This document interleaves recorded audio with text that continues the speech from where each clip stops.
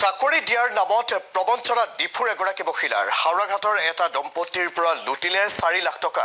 মুখ্য কাৰ্যবাহী সদস্য তুলিৰাম ৰংহাঙৰ নাম লৈ 4 লাখ টকা আত্মসাৎ কৰিছে। মীন বিভাগৰ শীৰ্ষ বিষয়াৰ নাম লৈও প্ৰবঞ্চনা কৰিছে মহিলাগৰাকীয়ে। ডালিমী তেৰনপি নামৰ মহিলাগৰাকীৰ বিৰুদ্ধে প্ৰবঞ্চনাৰ অভিযোগ উত্থাপিত হৈছে। চতুৰ্থ বৰ্গৰ চাকৰি দিম বুলি দম্পতীটোৰ পৰা লৈছিল 4 লাখ টকা। হাওৰাঘাটৰ পান ইংটি গাঁৱৰ দম্পতীটো দেৱৰাম ইংটি, অনামিকা ডেৰাপি। টকা ঘূৰাই বিচাৰিলে ডালিমী তেৰনপিয়ে গুৰুত্ব নিদিয়াৰ অভিযোগ উত্থাপিত হৈছে। শেহতীয়াকৈ ধনখিনি ঋণ লোৱা দেখুৱাই আদালতত চুক্তিবদ্ধ কৰে দুয়োপক্ষে। আৰু বৰ্তমানেও নিজৰ ধন ঘূৰাই পোৱা নাই হাওৰাঘাটৰ দম্পতীটোৱে।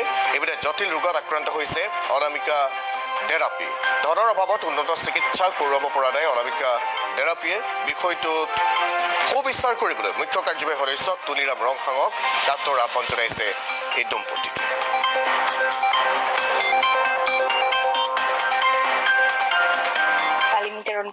ক'ৰ হয়? ডিফুৰ হয়। কোন অফিচত চাকৰি কৰে? ফিচাৰিং অফিচত চাকৰি কৰে। কি বুলি কৈছিল আপোনাক? তেখেতে ডাঙৰ পোষ্টত আছে অফিচাৰ, তেনেকুৱা কৈছে আৰু। কিমান টকা দিলে? 4 লাখ টকা নিলে। আৰু এতিয়া আপুনি কি গম পালে কোন পোষ্টত আছে? এতিয়া বোলে তেওঁ মাষ্টাৰ ৰলহে কৰে। তাত অফিচত গৈ ইনকুৱাৰী কৰাৰ পিছতহে আমি গম পালোঁ। পইচাটো নিছিলে কেতিয়া? পইচা নিছে নৱেম্বৰ 22 চনত। নৱেম্বৰ 22 কি পোষ্ট দিম বুলি কৈছিল? তেখেতে কৈছে কাউন্সিলত পোষ্ট আছে, পিয়ন পোষ্ট বুলি।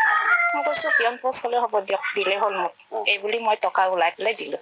মই ইমান কষ্ট কৰি 4 লাখ টকা উলিয়াই দিছোঁ তেখেতক এসপ্তাহৰ ভিতৰতে। এই টকাটো মোক ঘূৰাই লাগিব আজি। মই ইমান কষ্টত আছোঁ, এতিয়া মই বেমাৰত আছোঁ, বেমাৰ চিকিৎসা কৰিবলৈ মোৰ হাতত টকাই নাই। গোটেই সা সম্পত্তি গ'ল মোৰ। এতিয়া টকা মোক ঘূৰাই দিব লাগিব। টকা দিছে বোলে মোক জনাই CM ছাৰৰ হাতত টকাটো দিছে। CM ছাৰৰ যিটো EM বুলি কৈছে, EMৰ PA টকাটো নি CM ছাৰ দিয়ে। CM ছাৰে টকাটো পালে বোলে ডালিমী তেৰনপিক জনাই দিয়ে টকা পাইছোঁ বুলি।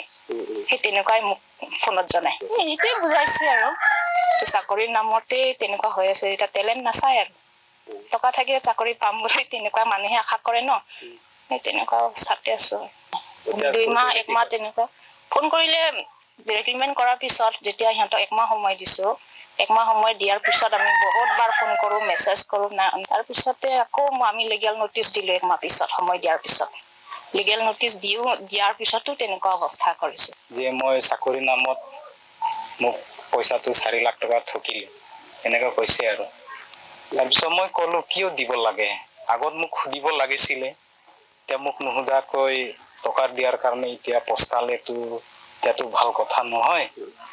সেইটো কাৰণে যিকোনো কাম কৰিব আগত বয়সীয়াল মানুহ লগতে মানে বহি পেলাই আলোচনা কৰি পেলাই সেই সিদ্ধান্তটো ল'ব লাগিছিলে মই ক'লো আৰু।